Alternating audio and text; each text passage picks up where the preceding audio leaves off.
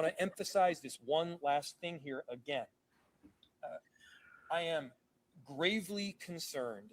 that if we continue on this present trajectory, somebody is going to get killed. And whether that's a federal agent or that is a community member. kulanti wanaagsan daawadayaal meel kastoo aad dunida ka joogtaan kulankii ugu ballaarnaa ayay qabteen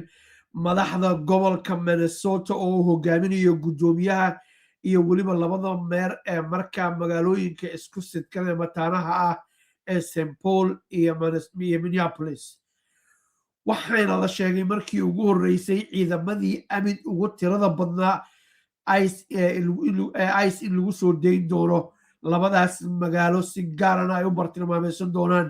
dadka soo galootiga oo Soomaalidu number 1 ay ka tahay haddaba waa maxay halista uu ka digay iyo dhimashada iyo gacanka hadalka Jacob Fried uu soo hadal qaaday gudoomiyaha gobolka ayaa sidoo kale sheegay Epstein files iyo guuldarro fara badan oo Donald Trump la soo gudboonaatay in dadkan maqaar saar loo isticmaalayo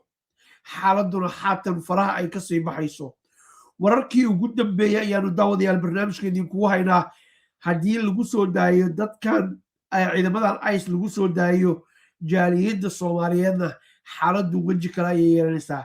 3 jibaar ayaa la soo daynayaa ayuu leeyahay duqa magaalada Minnesota taariikhdu waa 24 bisha 12 sanadka 2025 halkaani waa Brit Somali TV subax wanaagsan Soomaali Maxamed ma doonaysaa inaad noqoto software engineer xirfadlaha adigoo jooga gurigaada isla markaana adeegsanaya internetka oo kaliya ah leedahay riyo ah inaad la shaqayso shirkad caalami ah ma doonaysaa inaad xirfadaada dhisto adigoo adeegsanaya internetka oo kaliya ah ma doonaysaa inaad ka mid noqoto qayb ka mid ah isbeddelka digitalka adduunka Fast Track Technology Academic ma ahan oo kaliya ah maxad wax lagu barto ee waa goob soo saaro arday tayo sare leh oo ka dhex muuqata suuqyada caalamka ee dhinaca shaqada waxaa diyaar kuugu ah macallimiin loo carbiyey hababka casriga ee waxbarashada kuwaasoo hubiya in arday kasta inuu helo faham buuxa iyo taageero joogto ah waxbarashadan waa mid ku salaysan tayada waayo aragnimada iyo mustaqbalka dhabta ah ee suuqyada shaqo ee maanta iyo berrito maxadkan oo ah mid soo saaro injineer IT oo ku takhasusay software engineer data science cyber security iyo cloud engineer isla markaana si ardayda ka qalin jibisay khibrad shaqo ama internship sidoo kale maxadka ayaa waxa uu ka shaqeeyaa sidii uu ardayda u geyn lahaa shaqo mana ku xirna oo kaliya inaad joogto dalkan UK waxaana ka baran kartaa caalamka oo idil adigoo joogo waxaana ku shaqayn doonta haddii uu Rabbi subxaanahu wa ta'ala idmo hab remote ah ama hab online ah haddaba wixii faahfaahin ah kala xiriir taleefanada shaashada ku qoran isku soo noqod wanaagsan khiyaarey waqtigiina qaaliga oo idinkaga mahad celinaynaa balse aynu ku bilowno kulankii ugu ballaarnaa uguna dambeeyay ay qabteen mas'uuliyiinta gobolka Minnesota gaar ahaan duqa gudoomiyaha gobolka iyo labada meer waa kuwan hadalladoodii waxa ka mid ahaa waxa ayna muujinayaan quus haddii ay soo dayso ciidamadaas xaaladuna cirka isku sii shaqeyn doonto waa kan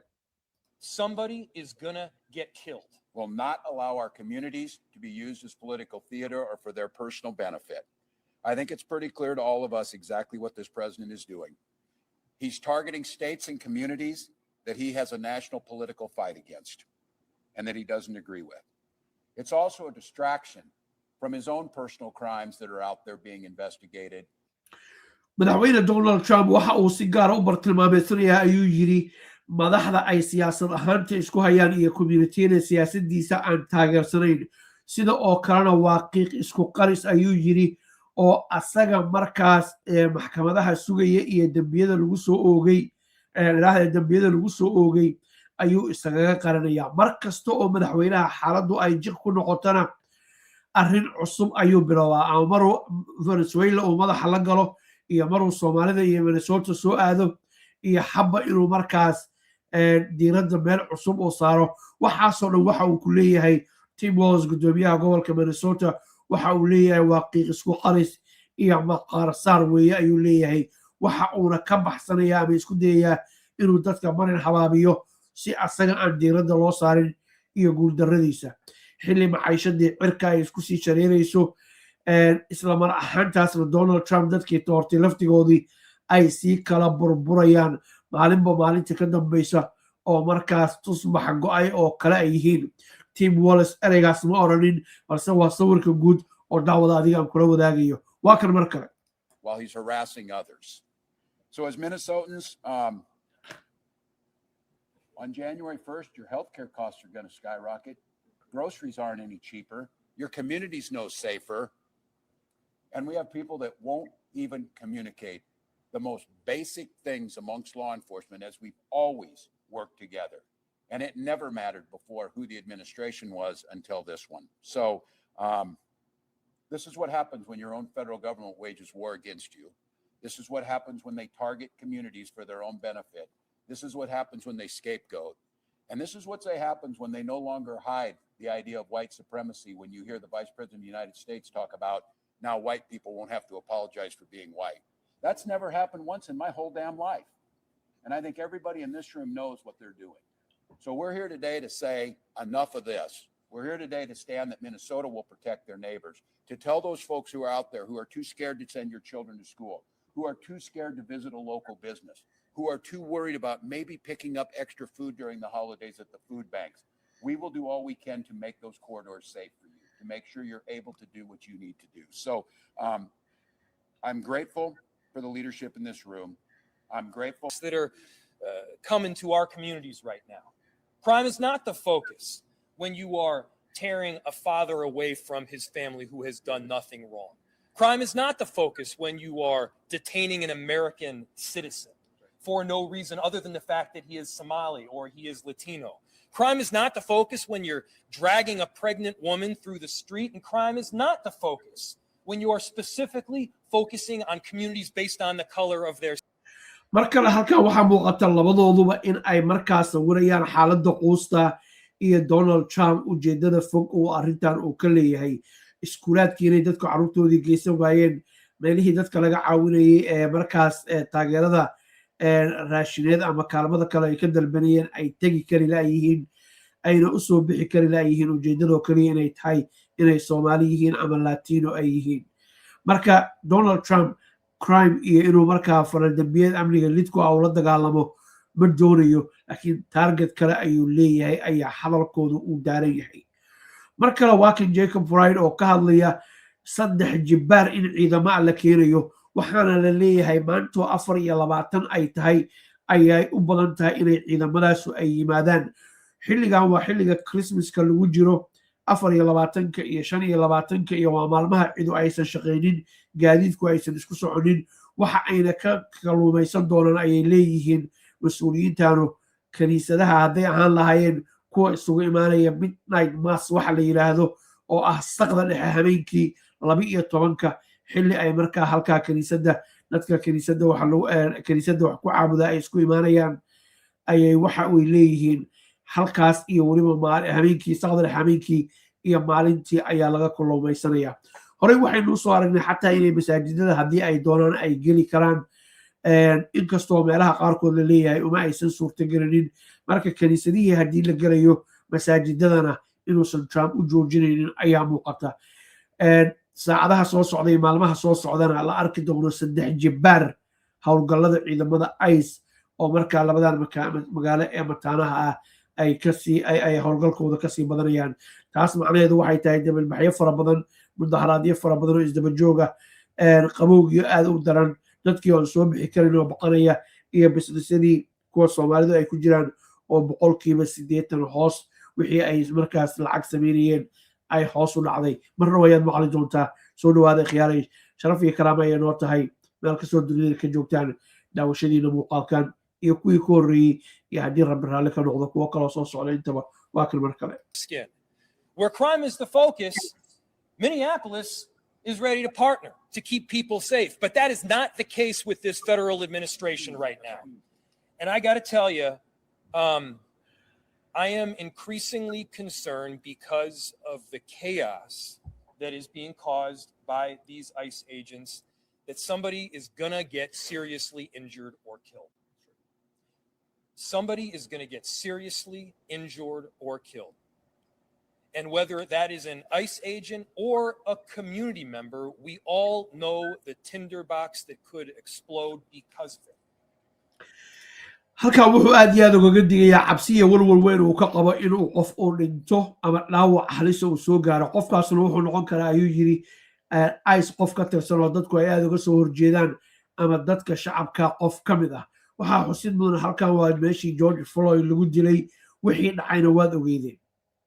marka wuxuu leeyahay arrintaas ayaan ka baqayaa inay soo noqoto iyo waxyaalaha la midka oo dil uu meeshan ka dhaco haddii askari ICE ka tirsan la dilo waxaad garan kartaan arrintaas Donald Trump inay caragelinayso ayna sii 3 iyo 5 iyo jibaarayso howlgallada ICE xaaladuna ay sii adkaanayso mas'uuliyiinta gobolka iyo kuwa meerarka iyo dowladda dhexena ay sii kala fogaanayaan xilli aysan isku xisbina aysan ahayn Donald Trumpna uu doonayo meeshan inuu bedelo oo markaas Republican uu bedelo waana meesha fog ee Donald Trump u socdo si kastaba ha ahaatee Jacob Fried waxa uu ka digayaa arrintu gacan ka hadal iyo dhimasho inay isku bedesho iyo dhaawac halisa ugu yaraan waa kan mar kale We all know that the federal government is looking for reasons to deploy more and more people to Minneapolis and blue cities around the country.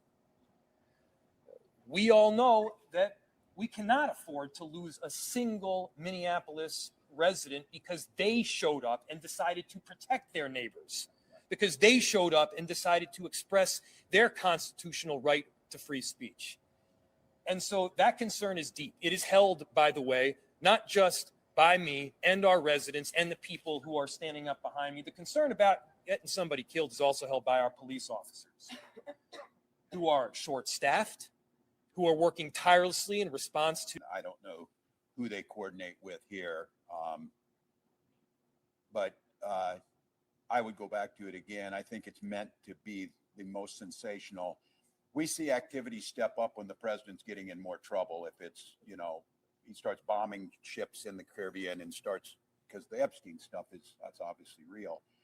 So a lot of it is just our experience so far when they start to ramp up. And you see it coordinated over the last few days. We've received attacks from almost every single agency, freezing our staff benefits. The commissioner of wrestling who sets at the education department is now coming at us. So you see a coordinated effort. If they speak with a lot of voices, I think you saw a Congress that's on recess that couldn't get us health care is now opening an investigation. And well, I'm sure will drag me back there to sit for 8 hours as they talk nonsense. These people are not serious. We take them serious in terms of the damage they do. I think probably they'll want to see some good footage coming out over the holidays because it'll be especially cinematic for them or however they think about it. So that's where we'll be prepared. halkan arrin muhiima ayuu ka dhawaajiyey oo ah in ay tiimka Donald Trump ay doonayaan xilligan Christmas holiday-da lagu jiro iyo New Year-ka sanadka cusub la soo dhaweynayo in ay aad u rajeynayaan in muuqaalo cinematiga ay ka soo baxaan ay soo waxirxirayso oo markaas ay ku diirsadaan rarka isaga rogaan dadka isaga sii jeediyaan muuqaalo markaas yaab leh ay soo howlgallo wadada maadaama ciidamo badan la keenayo dad xirxiraysa muuqaaladaas Donald Trump dadkii soo doortay la tuso oo la yiraahdo waxaanu wadnaa howlgalladii aad noo idmateen si ay taageero u helaan marka videowaas ayuu raadinayaa haddii aanu shay iyo laba ka baranay Donald Trump habdhaqankiisa wuxuu jecel yahay headline-ka inuu saarnaado asaga waxqabadkiisa laga hadlo oo uu is ammaano Soomaaliduna waxay tirahdaan nin is ammaanay waa ri isnuugtay weeyaan marka arrintaas ayay raadinayaan ayuu leeyahay Tim Walz oo hadalkiisa sii wata gudoomiyaha gobolka Minnesota wuxuu kaloo sheegay xataa inay wataan ciidamadan lagu arkay waa soo hadalka u dhigaya fake number plate taarigada baabuurta ayay maadaama ay gobollo kale ka imaanayaan ayay kuwa gobolka u ekaysiinayaan oo mid fayga ayay soo qaadanayaan dowladdii ayaa taariga fake wadata ayuu leeyahay waxyaalaha la arkay muuqaalkan aad ayuu leeyahay haddiina qaybtan ku arkinin qaybta asagoo dheer ah oo 45 daqiiqa ayay ku jirtaa waa kan mar kale Yeah, we just make folks so that they're safe to come visit these places. So I know. We're out here trying to show people. We're going there ourselves and standing there. I'm sure they'll see, you know, and I think these folks have been out there making it uncomfortable for them to be at places where we're trying to be as visible as possible. Let them know, and you'll hear it time and time again. Our job isn't and never has been immigration reform. And so I think the biggest thing is when you see state officials, you see elected officials, you see your neighbors, whatever, We're just trying to make sure that you're not traumatized. So we'll do the best we can to bring some normalcy, but I'm under no illusion. Folks are scared. They don't want to come out. You've seen at the malls, the businesses dropped off 75, 80% for these entrepreneurs. But that's par for the course because this administration just simply destroys the economy, and that's what they're doing in this case. So the question was, could Mayor Carter and I address what is going to be done and what has been done to address a potential influx over the holidays? The preparation that we're presently undertaking. You see potential influx ayuu isticmaalaya ereyada ah askar xad dhaaf in lagu soo daadinayo qafaal aan caadi ahayn ama raaf waxa af Soomaaliga lagu yiraahdo inay bilaabayaan xilligan holidayda lagu jiro oo inta dadku ay sii jeedaan howlgallo fara badan ay doonaysa ICE inay halkan ka qabato wararka kale oo helayna waxa daawadayaal kamid ah in la leeyahay sidii ICE loo maleynayay ma aysan noqonin howlgalladeedii marka ciidamadan badan waxaa loo keenayaa in laga midho dhaliyo wixii Donald Trump iyo tiimkiisu ay doonayeen waxayna sheegeen boqolkiiba 50 Soomaalidu inaysan sharci lahayn haddana dhinaca kale waxaan maqlaynaa boqolkiiba 60 dad ku dhashay inay yihiin daraasadii u dambeysay la sameeyey dalka Mareykanka boqolkiiba 90 iyo hodhodhowna ay sharci haystaan ama green card haystaan ama passport haystaan sharci ay ku joogaan inta yar ee soo hartayna dad processkii hadda uu socdo arrimahooda lagu guda jiro gacanta lagu hayay ay ahaayeen oo markaas maxkamadda looga yeerayay ICE ay u yeerayeen dhaqdhaqaaqooda iyo xaaladooda migrationka waaxda socdaalka iyo jinsiyadaha ay si weyn oo la socotay marka ciidamadan horle ee faraha badan ee la keenayo maxay soo kordhin karaan waa su'aal isweydiin la waxaanu war ku haynaa oo muuqaalka xiga aad ku daawan doontaan 18 qof oo Soomaaliya in lagu xiray gobolka Ohio lagu xiray gaar ahaan magaalada Columbus oo ay ICE gacanta ku dhigtay waraysi ayaanu idinkaga diyaarinay xog fara badan oo xasaasi ah markaas muwaadin aanu waraysano Maxamed Faarax Cabdullaahi la yiraahdo uu ku soo bandhigay marka 18 qof dad aad u tiro badan weeye marka loo eego howlgalladii ICE ay waday oo Soomaalida lagu soo xiray marka la eego labada magaalo oo mataanaha ay sidii loo maleynayay aad iyo aad ugu yar yihiin laakiin nevertheless sidoo Tim Walz sheegay howlgalladooda serious ayaanu qaadanaynaa ayuu yiri iyo dhaawac ay keeneen waa kan gabagabadii daawo Taking is not new. It's been something that we've been working on for many, many months right now. This is everything from preemptive lawsuits to responsive lawsuits, coordination with the ACLU to make sure that those that do have standing to sue have the right contacts so that they're able to do so. There's also a task force that we have set up that we're able to work and coordinate directly with. And so while we do not coordinate with any federal agency around immigration enforcement work, we do coordinate with our community members to make sure that we're exchanging information, that we're able to communicate out what's going on when it's happening, and we're able to receive information back up so that we're able to run a command and control. We also have a number of plans with our law enforcement to make sure that we are able to view illegal and or constitutional Imara Luxury Homes qasri aad u dheeriyo dhisme wada muraayada shirkad noo dhisayso dhaqso kuugu diyaarin waa Imara Luxury Homes Imara Luxury Homes waxay ku haysaa dhismayaal aad u dhaadheer oo qaybo kala duwan oo guryo deegaana ka kooban lehna dhammaan adeegyada xaafaduhu u baahnaayeen dabaq kastana waxa uu leeyahay masaajid madrasada quraanka supermarket cafeteria ceelbiyood wiish u gaara kaamirooyinka ammaanka baarkinka gawaarida goobo carruurtu ku ciyaaraan hoolal jiim iyo goobaha dabaasha oo u kala soocan rag iyo dumar waa mashruuca Imara Heights waxaana laga hirgeliyey magaalada Nairobi aagga madaxtooyada oo ah goob aad u deegaan wacan faahfaahin dheeriya kala xiriir telefoonada shashada MyRemit waa xawaalad casri ah oo hantiday qalbiyada ummadda Soomaaliyeed waxay caan ku tahay adeegga hufanaanta iyo ammaanada kan iskaarak MyRemit waa gacanta digitalka ee xawaalada amal gacmo furan ku soo dhawaada haddaba kala soo dega Google Play and App Store MyRemit app ku soo